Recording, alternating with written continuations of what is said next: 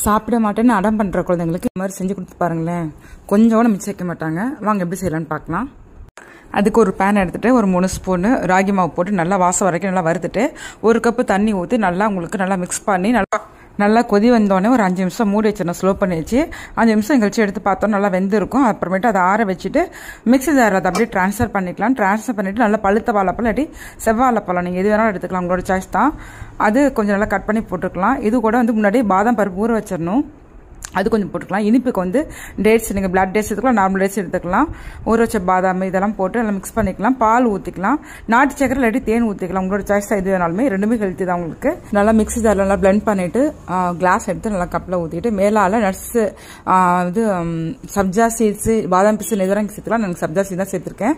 மேலால் அதுக்கப்புறம் கட் பண்ண நட்ஸ் எல்லாம் போட்டுட்டு சர்வ் பண்ணி கொடுத்தீங்கன்னா வேணாங்கிற குழந்தைங்க கூட நல்லா இஷ்டமாக சாப்பிடுவாங்க. நெக்ஸ்ட் வீடியோவில் பார்க்கலாம். Bye. Please subscribe, like, share friends. Thank you.